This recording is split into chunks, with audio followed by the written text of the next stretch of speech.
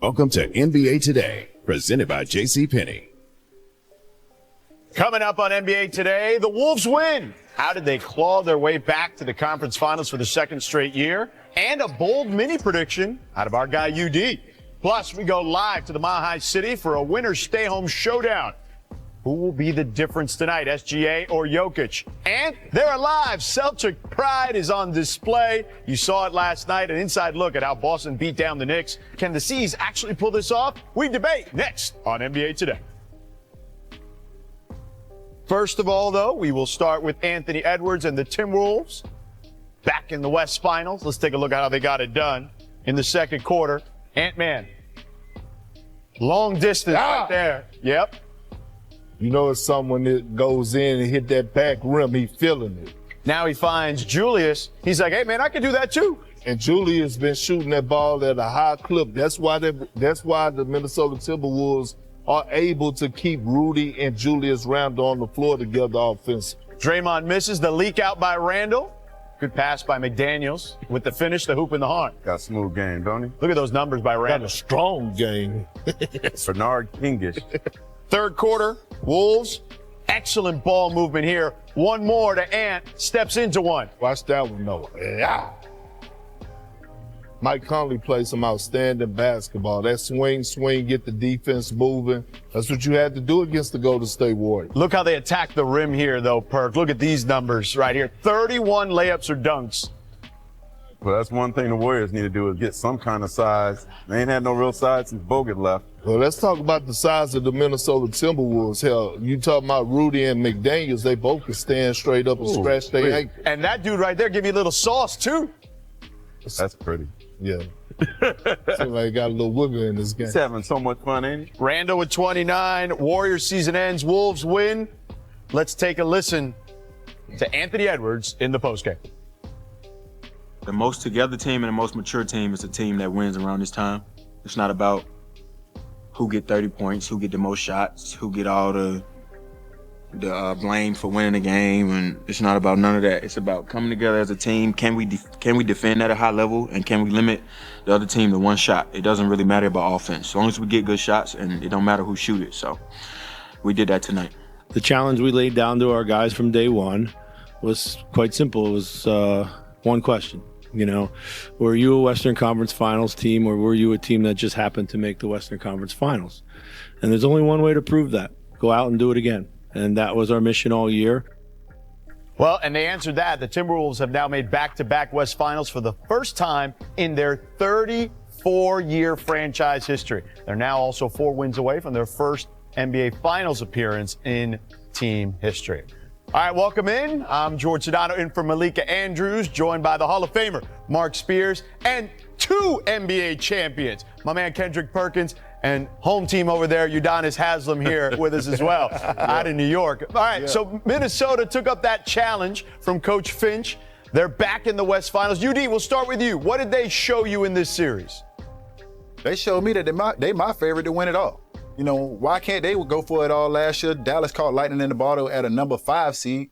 Why can't they do it this year with a number 6 seed? They have a superstar. They made a move that's working out for them. They have lengthy defenders on the wing. They have toughness with Julius Randle. They have a rim protector with Rudy Gobert. And let's just say one thing about Rudy Gobert. We're going to have to give him his flowers because there was times where you couldn't play Rudy Gobert in playoff series. He figured out a way to stay on the floor in his first series against the Lakers. He's figured out a way to stay on the floor in this series. They have the former 6th man of the year in Nas Reed, so they can go small if they need to. This team literally has everything they want. The domination that they had over the Golden State Warriors, I didn't think with Steph being out, I didn't think that it would be dominated like that. But what I did know that they would win that series. So I think this team has it all, and they're my favorite to win it all. Now, to say another thing, the team that has won 6 out of the last championships has been the team that sent Jimmy Butler home. Okay, look at that stat. Who needs stats and info group here? You got UD's info, okay? Now, Perk, Chris Finch earlier in this series challenged Anthony Edwards, right? In regards to his leadership, saying he needed to be the spark, the tone setter of this team. What did Anthony Edwards show you? Well, guess what? He didn't run from the challenge. He actually accepted the challenge, as he's been accepted challenges for the last 2 seasons. Oh. You know what I mean? Who has he sent home? The Kingslayer. He's been sending home everybody. Look at this list. KD, Booker. Check. Bill. Check. Jokic. Check. Murray. Check. Braun. Check. Luka. Check. Steph. Check. He's Sort not of. Steph, Sort I of. ain't no Sort of. He's part of the squad. Sort of. Butler. Draymond. Check. Bam. Check. Who's next? Uh-oh. I keep hearing footsteps, baby, in the dark. Oh, in the dark. Hey, they hear them footsteps around the league of Anthony Edwards. They hear him because he coming. Who's next? Is it SGA again? Is it SGA who's going to win the MVP? Is it Jokic?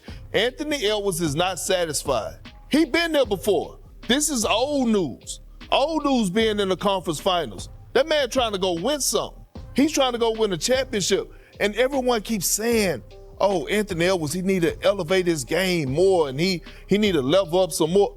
Man, the man is playing some outstanding basketball as a floor general. Can we talk about how he's transitioned himself from just being a two-guard scorer, right, to all of a sudden being basically the point guard. Right. He's seen every defense. The Lakers on the 2-3 zone. They trapped him. They put Braun on him. They put Vanderbilt on him. All of a sudden, we saw 1-3-1 zone out of the Golden State Warriors. They trapped him. Pajimski. They tried everybody. He made the right play, right decision, empowering his teammates. Julius Randle playing with confidence. Rudy Gobert playing with an edge. All of these guys are doing it at a high level, and it's because of Anthony Edwards. This man is on a damn mission right now. You mentioned Julius Randle. Let's take a look at Julius Randle, who has increased his regular season scoring average by over 5 points per game in the playoffs, as you can see here. You know, earlier this season, Julius Randle didn't feel like a perfect fit necessarily. Mark, what changed? What changed was during that time, injury time off. He had about most of February, the All-Star break. You got to remember, when he got traded there, it was right before camp. His wife was pregnant. Kid was about to start school. On and off the court, it was a struggle. But when he was able to sit and watch and figure out the Wolves, when he came back late February, this is what you're getting now. This is the Jaylen Brown of this year. This is the Scottie Pippen of the Timberwolves. This is somebody that could challenge Edwards, dare I say, for Finals MVP. 24, as you said. He's also playing on defensive end. LeBron was 10 of 27 shooting. Jimmy Butler missed 10, 11 shots against him. He's playing on both ends of the floor. You can see it in his actions. He's been incredible. Julius Randle is it. He's there. He's that guy. He's basically the Batman, the Robin that the Warriors was talking about. Now the Timberwolves have that for sure. All right, let's talk about the Warriors here now. The Warriors are having their exit interviews as we speak. Here's Steph moments ago. Everything was kind of aligned for Game 6. I had some testing to do, and who knows how that would have went because I hadn't gone live since Game 1. And first time dealing with this injury, I was pretty optimistic, but there were a couple more check points to get through, but all we wanted was a chance and to finish the year like we did and, to sneak in the playoffs, win that first round. Like, there's a lot to be proud of, for sure, considering where we were, but definitely disappointed and frankly just sad that I wasn't out there able to play. So we'll imagine and believe that we could have won everything, had we been healthy, but you move on. All right, UD, I'm going to start with you. I'm going to ask you the question everyone is asking today. What's your favorite team? Comment below, and if you like the video, please leave a like. This really helps the channel grow and brings you even more content. Oh, and if you're not subscribed yet, what are you waiting for? Click the subscribe button and activate the bell to receive all notifications. With each game, we noticed that the NBA is getting more competitive every day, and all the teams are looking for reinforcements to win the championship. And only here can you follow your favorite team daily with incredible content from different sources. Here on the channel, there are new videos every day with analysis, curiosities, and the best moments in basketball. That's it for today, folks.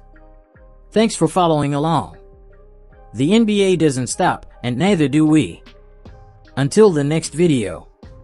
NBA, the passion that connects us.